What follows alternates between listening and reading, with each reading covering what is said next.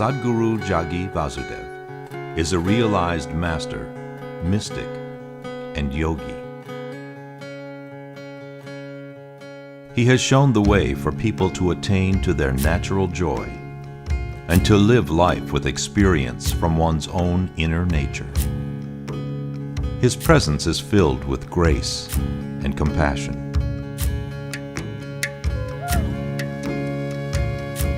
Sadhguru's scientific approach towards spirituality and work towards the upliftment of humanity have received accolades worldwide. The words that come from him in intensity and utmost clarity, from his deep understanding and wisdom, can change the very core of the being.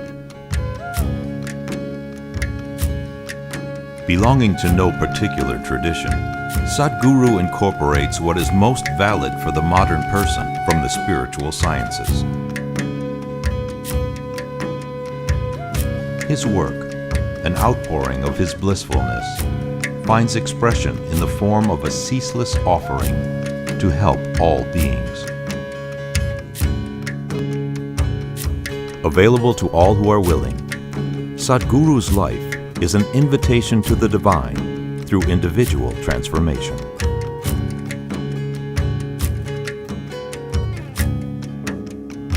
Welcome to the silent revolution of self-realization.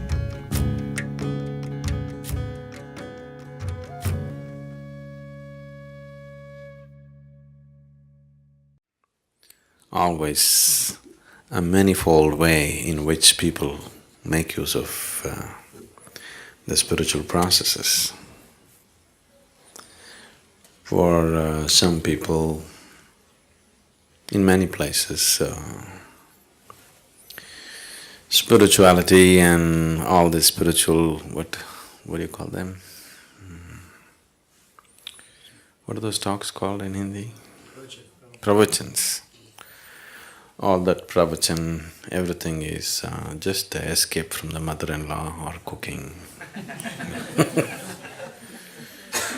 For some, it's an intellectual entertainment. For some, they're seeking to learn something. They want to know something new.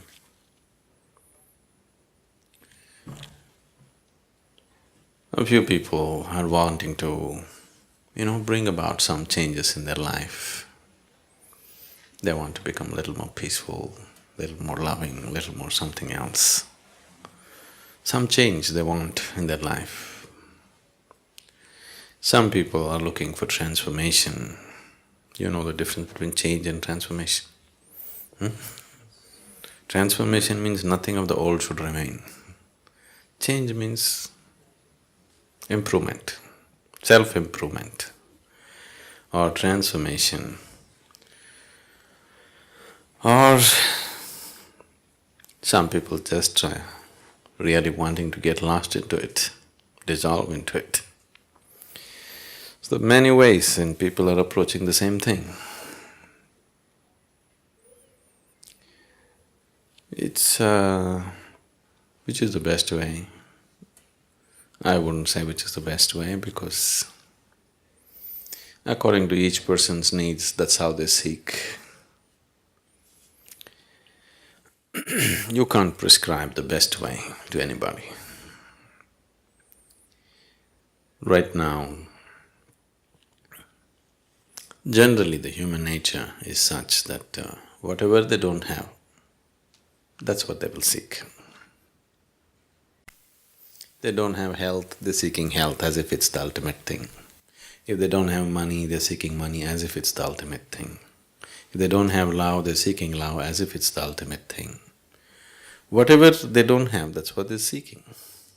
That reminds me, this happened when we were in Trichy. You know Trichy? Tiruchirappalli? It's a medium-sized town in Tamil Nadu. In high school, the teacher came and asked the students, 8th or 9th standard children, if God appears in front of you, and gives you a boon, what will you ask? One boy said those days, Maruti car. I want a Maruti car. Somebody said, I want a bicycle. Somebody said, I want, 10 lakh rupees. Like this they went on. Then the teacher said, you idiots, what will you do with all these things? Ask for intelligence. Ask for knowledge, ask for intelligence. Why are you asking for all these things? So one boy stood up and said, everybody asks for what they don't have.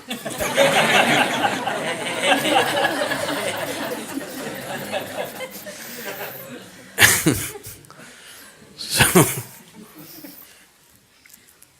everybody is seeking what they don't have, isn't it? Now if you go by this, when a human being goes by this process of asking for what he doesn't have, then it's an endless process. Because what is it that you have? What you have is so little. If you go on asking for what you don't have, you need 1,000 years and still you will be nowhere. If you start seeking the next thing that you don't have, it's an endless process, self-defeating process, isn't it? It seems to be taking you somewhere, but it doesn't take you anywhere. So, what is this about? If you don't seek, if there is no seeking, you don't go anywhere, Why would you go to any place if there's nothing to seek? Because that's the very basis of your activity, desiring and going after it, isn't it? The objects of desire may change and people may think one object is better than the other, but it's not so. Whether you're seeking money or home or intelligence or knowledge or God or this or that, desire is desire, The object of desire just changes the directions of your destination, but doesn't change the process of life as such. And the essence of life is in its process, isn't it? Where you got in the end is not the point really. In many ways, right now, the essence of life is how you're experiencing it right now. So, one's quality of life, if we are changing or if you're wanting to experience life in a little better way or in a much better way, whatever, changing the objects of desire is not going to make so much of a difference. It's the way we handle the process which is going to make the difference. But even if life becomes very pleasant and beautiful experience, it has to happen for every human being. But even if it happens, still you will see there is something within you which doesn't want to settle for just joyful life either. You're very happy, and after some time, even that doesn't seem to be enough. Because happiness is missing, right now the whole life seems to be pursuit of happiness. If you're joyful, then you will see it's not enough. In fact, if you're very happy, you will do many more things than when you're unhappy. Isn't it so? Because now you're charged and now there's nothing pulling you back. You have all the enthusiasm to go about and do lots of things. So there is something that this life is longing for. It's not a desire, it's its destination. It is not something, a desire that you created or I created. It is just longing to go towards a certain destination. The only choice that we have is either to move towards this destination consciously or unconsciously. Anyway we are moving. Whether to go towards it consciously or unconsciously. If we are dragged towards something unconsciously, even if we are dragged towards heaven, we will suffer the dragging, isn't it? Yes? Now we grab you and we'll drag you out. You don't know where you're being dragged. You will suffer this. We will take you and put you on a beautiful beach. But that's later. But right now, all along from here to there, you are going to suffer it terribly, isn't it? So if you walk towards anything or if life drags you towards a certain direction and you are unconscious about it, you will suffer the process immensely. So if you look at it consciously, if you go towards it consciously, then the process becomes beautiful. That's all the choice we have really. And once we are conscious, we naturally hasten the process. Whatever we are unconscious of, and that level we suffer, you must understand this. See, right now you're driving on the street. You are completely unconscious of who is coming behind you, who is coming in front of you. Now you are going to get into one kind of physical suffering. Because you are unaware of the physical reality, physical suffering will come, something is going to break, isn't it? Now, you're unaware of what is happening in your body, another kind of suffering will come. You're unaware of what's happening in your mind, another kind of suffering will come. You're unaware of what's happening in your family, another kind of suffering will come. Similarly, wherever you're unaware, that level of suffering will come to you. Is it so? You're getting… this is a holiday, you're getting dead serious.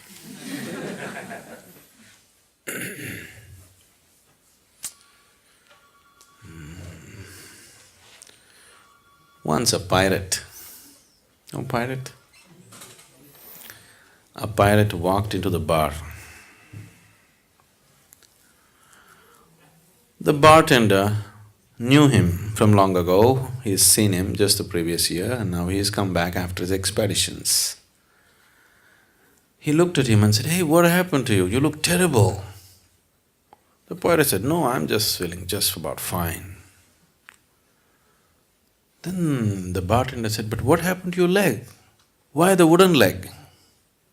"Oh, that we were just having a battle with another rival group and I saw a cannonball coming straight at me. Before I could move, it hit my right leg and I'm doing quite fine with the wooden leg. I'm pretty good." Then the bartender said, "What about the hook? Instead of left hand, you have a hook. What happened to that?" "Oh, we were just having a sword fight for fun and my left hand got chopped off, but I'm doing quite fine with this hook." In fact, it's more useful than the hand. Then he asked, "What about the eye patch? You lost one eye, what happened?" "Oh, that I was just looking up at the sky and a bird poop fell into my eyes." Oh, come on. Who ever heard of anybody losing their eyes for bird poop? How would you lose your eyes for bird poop? No, that was the first day I had my hook on.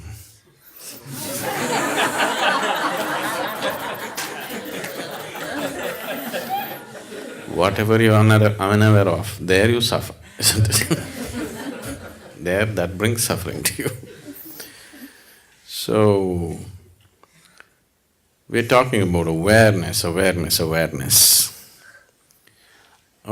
is not something that you do actually. In fact, the less you do, the more aware you become within yourself. The less your activity becomes inside, what you call as me, the less that becomes, the more your awareness becomes. The less your personality becomes, the more your presence becomes always. Personality means you have to do a lot to keep it up, isn't it? Yes. Most of the activity that you're doing to keep up your person is unconscious, but you're doing enormous activity to maintain a certain personality, isn't it? If that activity gets lowered, suddenly awareness gets heightened, because awareness is not something that you do. The very life is awareness, isn't it? The very basis of life is awareness. You know that you're alive only because you're aware, isn't it? If all awareness disappears, at least on this level, we can call it death. So, spirituality is not something that you do. If you stop doing all your nonsense, you're spiritual. You know? Unnecessary nonsense if you stop, spirituality is, it's not something that you have to do and make it happen or create it. It's not so. But still, why… if that is so, why am I doing my pranayam in the morning? Oh even in a resort they made us do it.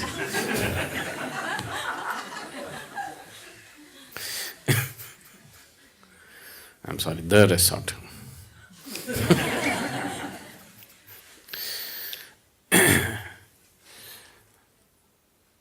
That's because there is no breaks in your activity.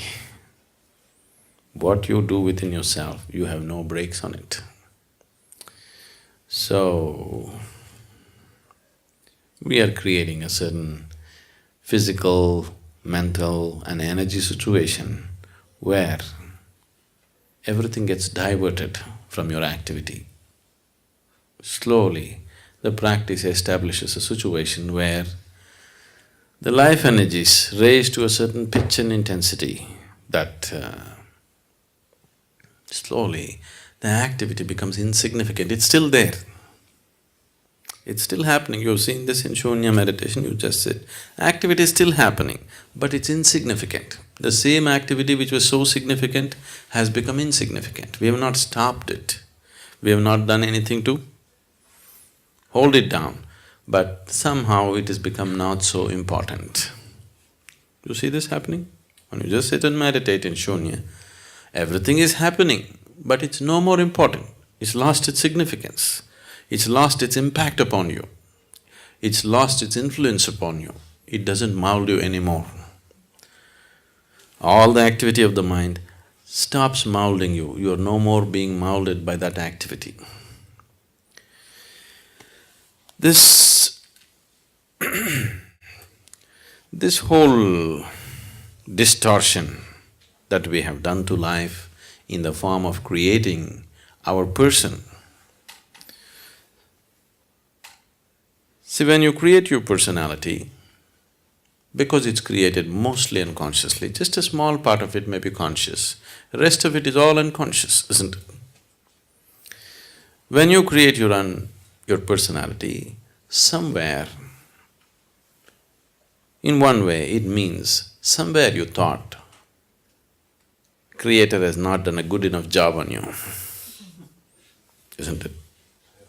If it needs improvement, definitely He did not do a good enough job on you, isn't it so? So why would you feel that such a grand creation is not good enough? Something that's so enormous and fantastic is not good enough, why?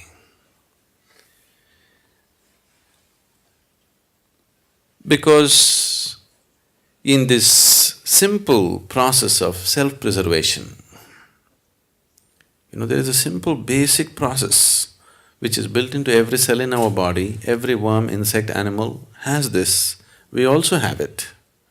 This simple process of self-preservation, we don't know where to contain it. It has just spread itself into everything. Because it spread itself into everything, you have to create a small person of yourself who will defend himself all the time. As we've been looking at in the programs, the only thing that needs preservation is your physical body. Your personality, we must maul it every day. It should be okay, isn't it? If every day if you can make mincemeat out of your personality, you could create another one tomorrow morning, isn't it? Isn't it so? We've been trying to do that gently, because if I go very hard at it, you'll run away.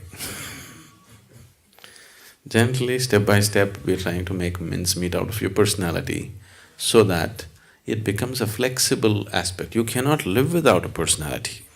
You need one to exist here, to go about in the world, do your work, manage things. But if it's a flexible thing, that in different places, as it is necessary for the situation, you can put on the right kind of personality, then it would be fine. But right now, it is like a rock, it sits on you all the time. Anything that doesn't fit into its ambit, it makes you suffer, isn't it? Who drew this caricature that you call as myself? Definitely yourself, but influenced by so many people around you. You know, you're 15, 16, you go and watch a Amitabh Bachchan movie, you come home and try to walk like him unconsciously. Yes, isn't it? Sometimes maybe consciously, but most of the time unconsciously, isn't it? So, this caricature came into existence because of all kinds of bits and pieces that are gathered.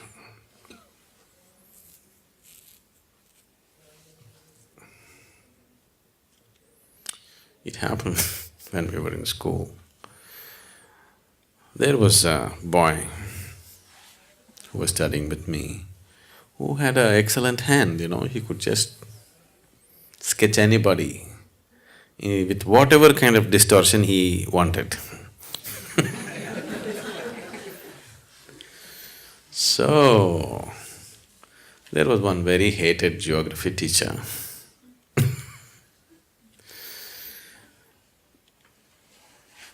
And when he entered the class, this boy had a horrible caricature of him ready on the blackboard. Badly distorted, but everybody can clearly recognize who it is. With all kinds of very bad distortions on him. Then he walked in and as usual he walks into the class always with a temper. Whether he's talking about the grasslands in America or he talks about the deserts in Africa, he's always in bad temper.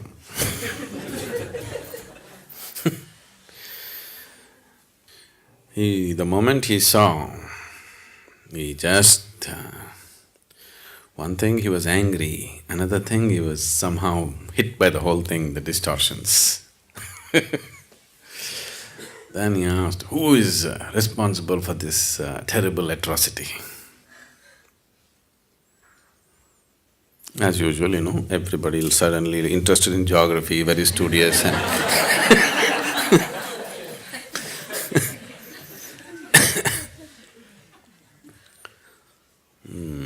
Then he repeated again, who is responsible for this atrocity? He thinks it's an atrocity. We thought it was an appropriate thing.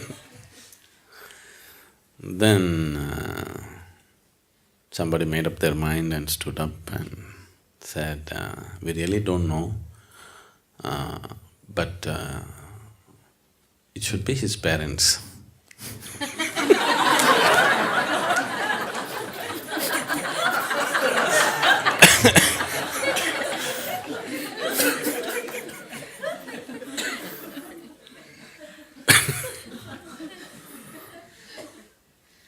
So, for this atrocity that you call as myself, it's not your parents.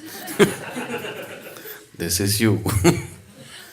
Only you can commit this atrocity of distorting yourself into such a tiny possibility when an unbounded possibility was what you were offered.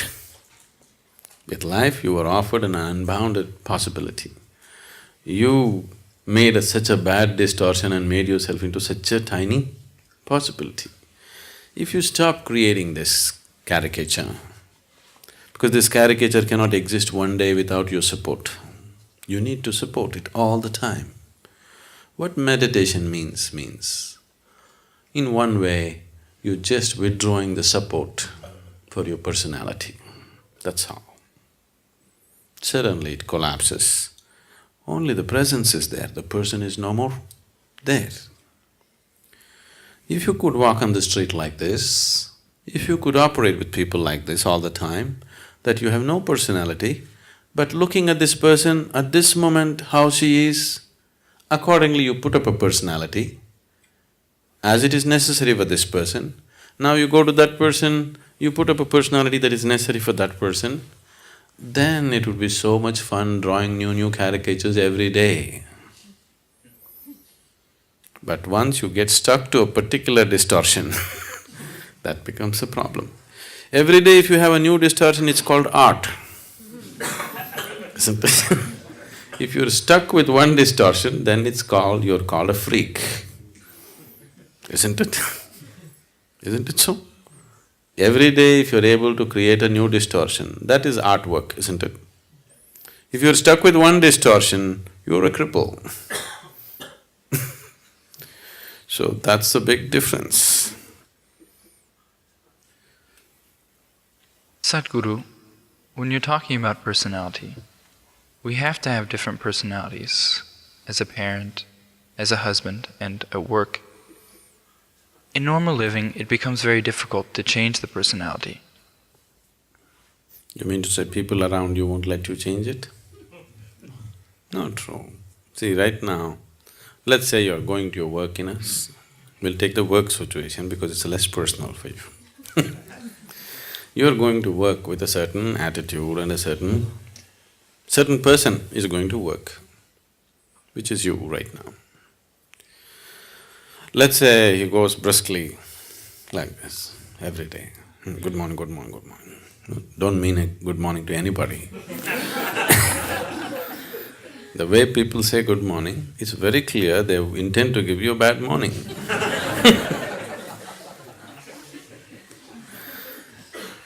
So, suppose you are going like this.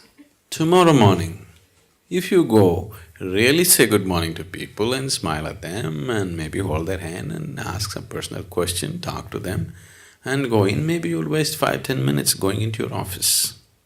But if people around you are happy, you'll have a lot of extra time on your hands because they'll run around and do things better, isn't it? If you have people who are sitting there with a grouse, then, they will make your life miserable in so many ways. Not one way. You have to live with them, but these people have a grouse against you. They are going to make your life so bad, isn't it? Now, can I change my personality every day? Won't it confuse people? Not at all. They would enjoy you most. Isn't it so?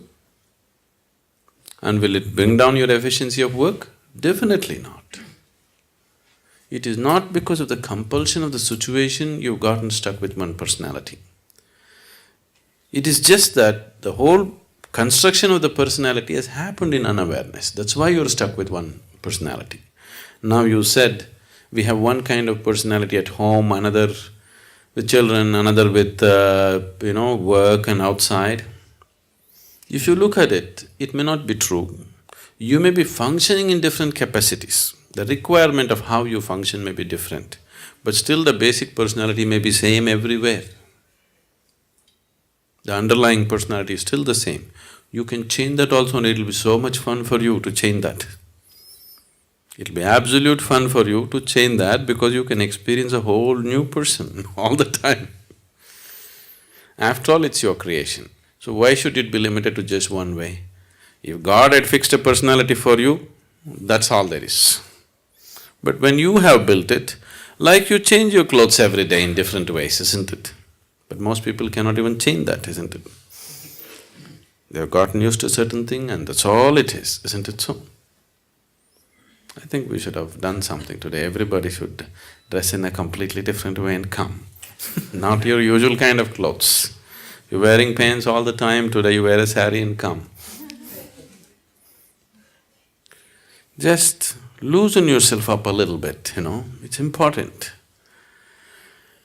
The reason why what is the very essence of life is missing in people's life is because they become stiff. And spiritual people are stiffer than anybody else. Isn't it? They're so stiff.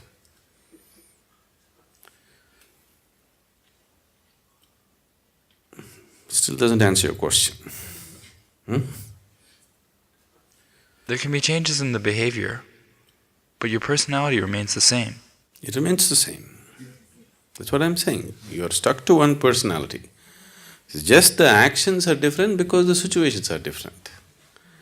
But the person is same, isn't it? So the person is same because what your personality is has become you. You're completely identified with it. There is no distinction between you and your personality, isn't it?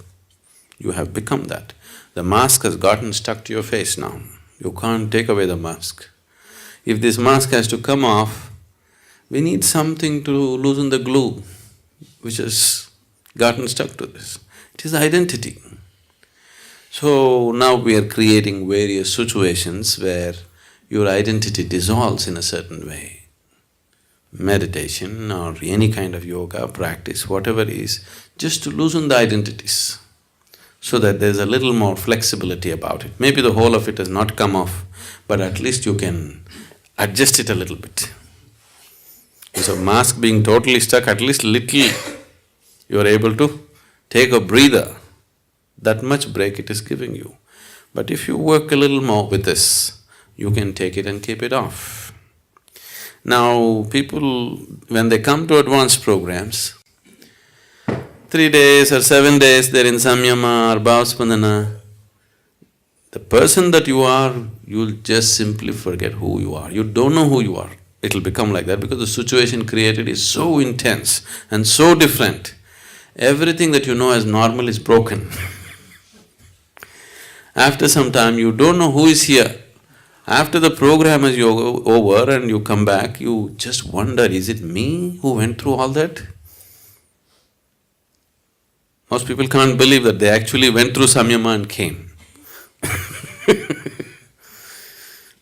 Simply because it's created like that, the whole situation. Not only the meditation process, the situation also is created in such a way that it doesn't assist your personality in any way. The whole thing is to take off all the supports, because your personality cannot exist for a moment without your support. If you involve yourself in any intense activity, it could loosen up a little bit. But that is haphazard. For example, let's say you go and play a game. Those moments of total involvement, you may lose your personality. But that is a haphazard way of attempting it. Now we are looking at how to approach it scientifically, how to dismantle all the scaffolding that is holding it up. If you have noticed this, people who are very, very committed and enjoying the process of working, they always have more flexible personalities than people who are working towards a goal. Is it so? Have you noticed this?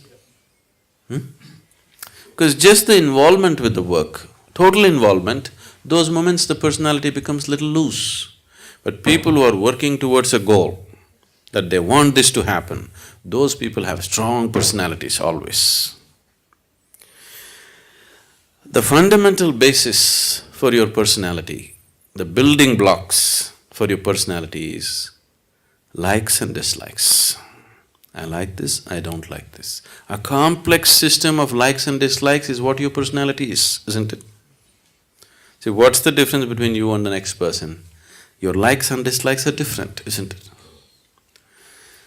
Now, the basis of yoga is just this, to help you beyond these likes and dislikes. Whether we're talking responsibility or inevitability or whatever else we're talking, fundamentally it is to destroy the process of like and dislike. See, existing in the world with likes and dislikes is a very foolish way to exist. But unfortunately, the logical mind thinks, I'll do what I like, this is my freedom. The very basis of your bondage is in your likes and dislikes, but your mind makes you believe doing what you like is your freedom. Isn't it? All the time, everywhere in the world, people believe doing what I like is freedom. Please look at it carefully. The very fundamental basis of your bondage is in like and dislike. To operate sensibly here, even in the physical realm I'm saying, even to operate with your work or family, whatever, Likes and dislikes make you do stupid things. I like this person, I don't like this person. Now, I cannot function from what is needed in this moment, isn't it? Isn't it so? Now, I don't like this person. Even if this person is doing something wonderful, I cannot see it anymore. Do you see this happening to yourself? I like this person. Even if they're doing terrible things, I cannot see it anymore. Isn't it so? Because the moment you get trapped in this like and dislike, you have no discretion. You lost your discretion. Your intelligence is forsaken. Your awareness is simply impossible once you get trapped in likes and dislikes. The moment you say, I like this, getting identified with it is very normal. It's a natural process. You don't have to say, I'm going to identify with this light bulb. If you just say, I like this light bulb, you get identified with it. The process will just happen. See, life is set up in such a way for you so that life happens automatically. You just have to sit here and enjoy the bounty of life. But now the problem is, we are setting this forth in a wrong direction, so it is creating suffering. Suppose if it was all in your hands, you have to like it, you have to get involved with it, everything is yours. It would be a terrible effort to live, isn't it? Now it's all set up well, the whole software is so well set up. If you just say, I like this, getting involved in it, dreaming about it, this, that, everything just happens by itself, isn't it? Everything that is necessary to take you in that direction just happens, isn't it so? So, this is just life assisting you, but it has no discretion. If you like hell, it'll take you to hell. It happened once.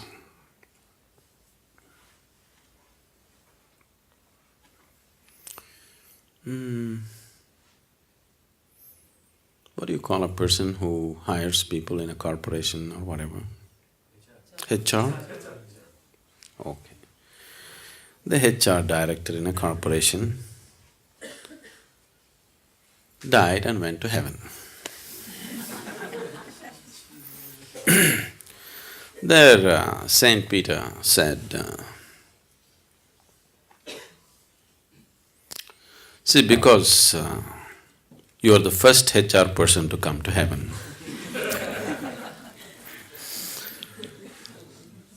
we will give you a choice.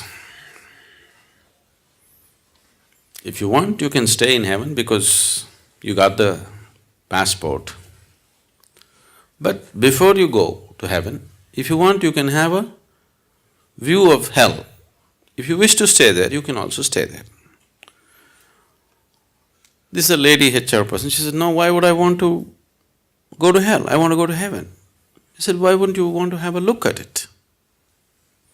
I said, okay. She got in the elevator, went ding down.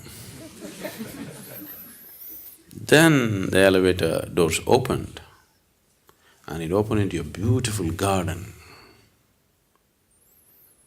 On the poolside, very beautiful people are swimming, sunbathing, and there's a wonderful golf course, and then a nice clubhouse, the works. She said, oh, this is great hell. She had a view of that, and then Saint Peter said, okay, you have a view of heaven, then you choose. Then she got in the elevator, it went up. Supposed to be down and up, okay? That's a direction, at least you better know. Now we are down.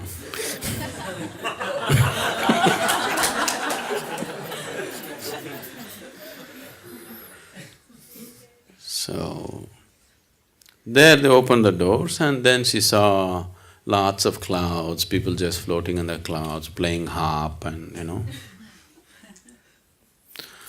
She said, okay, this is also fine, but I think I'll go to hell.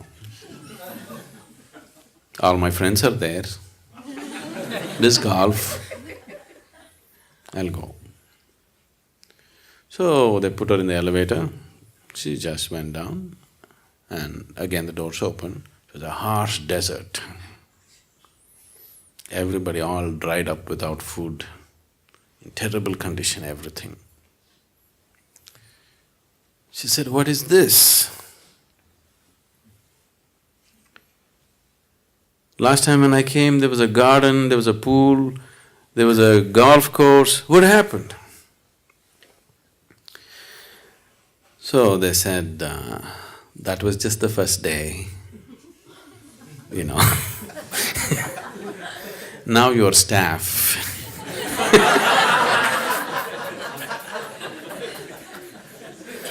That was the interview. Now you're staff. All your life you did this to people, so this is your choice.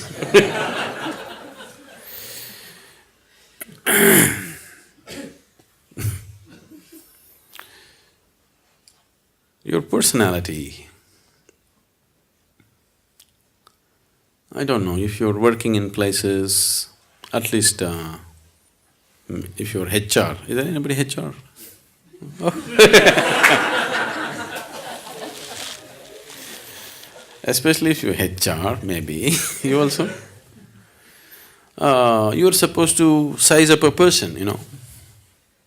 Somebody new walks into your office, you're supposed to size them up, where they will fit into this whole machine of an organization. So, if you're willing to look, people's personalities are always hanging out, you know. They need not say anything, they need not do anything. If you just look at them properly, the very way they stand, sit, you don't need any great yogic intuition. Simply a simple observation of a person, the very way they stand, the way they hold their hands, the way they smile, the way they do things, their personality is just hanging out of them. So it's so obvious to everybody except to yourself, you know. That's the whole thing.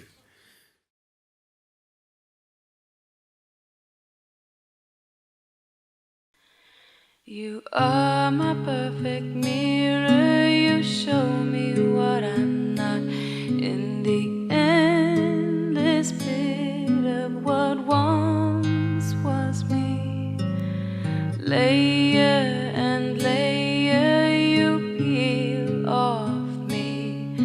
The pain it is, but the joy it brings. So thank you for showing me what I'm not, for showing me what I could be.